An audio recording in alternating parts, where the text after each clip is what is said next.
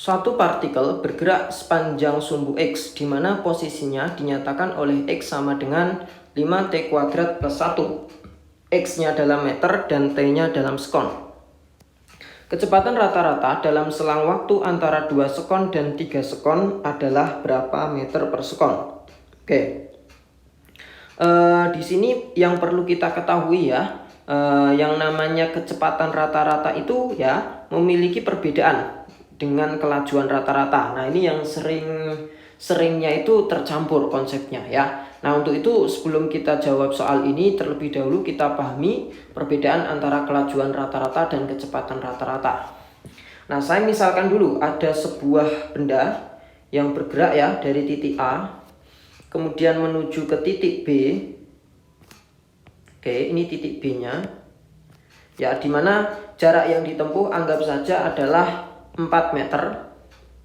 Kemudian menuju ke titik C ya. Oke, seperti ini.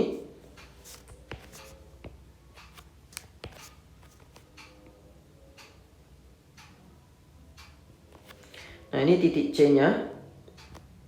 Dimana jarak dari B ke C anggap saja adalah 3 meter. Oke.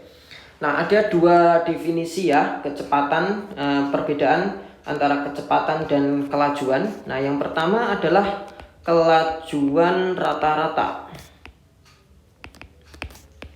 Nah, yang namanya kelajuan rata-rata itu kalau dituliskan V, rumusnya itu adalah S per T. S-nya itu jarak tempuhnya ya, jarak tempuhnya total berarti. Nah, di sini berarti jarak tempuhnya itu 4 ditambah 3. Nah, misalkan ini waktunya ya. Ini ditempuh dalam waktu 1 sekon, di sini juga waktu tempuhnya 1 sekon. Oke, sehingga nanti S-nya itu tinggal ditambahkan saja. 4 ditambah 3, waktunya totalnya itu adalah 1 sekon ditambah 1 sekon ya, 2 sekon. 1 tambah 1. Sehingga hasilnya di sini adalah 7 dibagi 2. Atau 3,5 meter per sekon. Nah, itu kalau mencari kelajuan rata-rata. Nah, sedangkan ketika kita mencari kecepatan rata-rata, maka persamaannya sudah agak berbeda ya. Nih lambangnya atau simbolnya tak saya tulis V, ada strip atasnya. Itu sama dengan perpindahan dibagi rentang waktu. Nah, yang namanya perpindahan itu yang jarak terdekat antara posisi awal dan posisi akhir, berarti yang ini. Oke. Itu adalah perpindahannya, ini adalah delta X-nya. Nah, untuk mencari delta X-nya kita bisa pitagoraskan ya antara 4 dan 3. Nanti dihasilkan nilai 5 gitu ya. Nah, jadi untuk kecepatan rata-rata nilai yang dipakai itu perpindahan, bukan jarak tempuh. Nah, sehingga yang titik terdekat dari A ke C yaitu 5. 5 dibagi waktunya 2 ya. Sehingga hasilnya adalah 2,5 meter per sekon. Nah, jadi itu perbedaan antara kelajuan rata-rata dan kecepatan rata-rata. Nah, di soal ini diketahui posisi ya. Posisinya itu